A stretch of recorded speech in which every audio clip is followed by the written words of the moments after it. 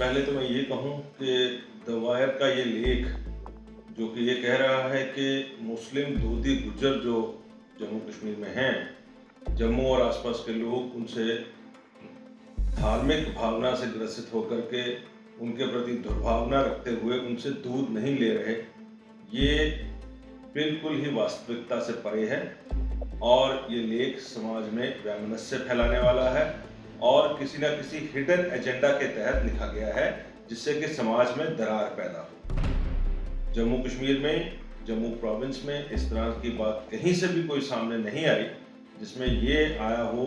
कि किसी ने दूधी गुज्जर के मुसलमान होने की वजह से उससे दूध नहीं लिया या दूध नहीं ले रहे। सच्चाई ये है कि दूध की खपत में ही जम्मू कश्मीर में और पूरे भारतवर्ष में कमी आई। मिठाइयों की दुकानें बंद हैं, होटल, रेस्टोरेंट, ढाबे बंद हैं, टूरिस्ट नहीं आ रहे हैं, मंदिर बंद हैं, जिसकी वजह से दूध की प्रोडक्ट्स जो बाजार में कमर्शियली बिकती थी वो नहीं बिक रही हैं और उस खपत में कमी की वजह से जो प्रोक्योरमेंट है वो भी कम हो रही है और उस प्रोक्योरमेंट में कमी की वजह से अगर मुस्लिम गुज्जर का दूध नहीं बिक रहा तो हिंदू भी जो किसान हैं, हिंदू भी जो लोग दूध के प्रोड्यूसर्स हैं, जिनके पास माल मवेशी है, गौएं भैंसे हैं, उनका दूध भी जो है उसकी बिकवाली में उसी प्रोपोर्शन में कमी आई है और इस कमी को अगर हम धर्म के साथ जोड़ दें तो मैं समझता हूँ कि वो गलत है। दूध हिंदू या मुसलमान नहीं होता, दूध दूध होता है। इन लोगों को ये भी सोचना चाहिए कि केवल दूध की बिकवाली में ही कमी नहीं आई है, इसके अलावा हर ट्रेड में जो मंदी है, टूरिज्म ट्रेड है, मोटर पार्ट्स का ट्रेड है, रेडीमेड गारमेंट्स का ट्रेड है, किसी भी ट्रेड को आप ले लें, पैसेंजर ट्रेवल का है, जो बसेस हैं वो सब लोग खाली बैठे हुए हैं, ऑटो रिक्शा, टैक्सी सब खाली बैठे हुए हैं। और अगर हम ये इस मंदी को कहें कि क्योंकि किसी धर्म विशेष की वजह से ये मंदी है, तो ऐसी बात नहीं, ये बीमारी की वजह से मंदी है, लॉकडाउन की वजह से मंदी है और इस मंदी को सारे समाज को बराबर तौर पर बर्दाश्त करना होगा। जिस ढंग से द वायर ने ये आर्टिकल लिखा है और पहले भी दुर्भावनापूर्ण आर्टिकल ये लोग लिखते रहे हैं, मैं समझता हूं कि ये इनके पीछे कोई ना कोई हिडन फोर्सेस काम कर रहे हैं जिससे समाज को हमें बचाना होगा और इस तरह के आर्टिकल्स लिखने से पहले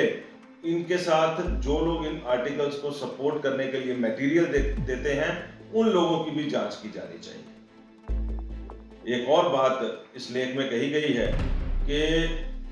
मुस्लिम दूधी गुज्जर जो है जम्मू कश्मीर के क्वारंटाइन सेंटर्स को फ्री दूध देगा। अभी तक तो मुझे ऐसा कहीं नजर नहीं आया कि सरकार के किसी क्वारंटाइन सेंटर ने इनसे फ्री दूध लिया हो। लेकिन एक बात मैं आपको कहना चाहता हूं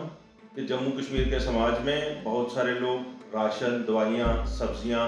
दूध समाज के उस वर्ग में बांट रहे हैं जहां उनकी जरूरत है, जो लोग नीडी हैं, इकोनॉमिकली पुअर हैं, और उनमें से किसी ने भी कोई कंडीशनल ऑफर कभी नहीं दी, न सरकार को ना रेसिपिएंट को, कि ये कंडीशन है, इस कंडीशन के बाद हम आपको ये फलाना राशन या दवाई या खाने के किसी सामान की मदद करेंगे। ये पहली बार ऐसा मैं देख रहा हूं कि एक पब्लिसिटी करके कंडीशनल ऑफर इस द वायर के माध्यम से और उसके बाद टेलीविजन के माध्यम से फ्लोट की गई और उस पर अमल भी नहीं किया गया और ऐसा लगता है ये केवल मात्र एक पब्लिसिटी का स्टंट था और इसके अलावा कुछ नहीं था। इन लोगों से हमें भी सावधान रहना पड़ेगा, सरकार को भी सावधान रहना पड़ेगा, जो कि इस बीमारी के समय में, इस महामारी के समय में धार्मिक उन्माद फैलाने की कोशिश कर रहे हैं।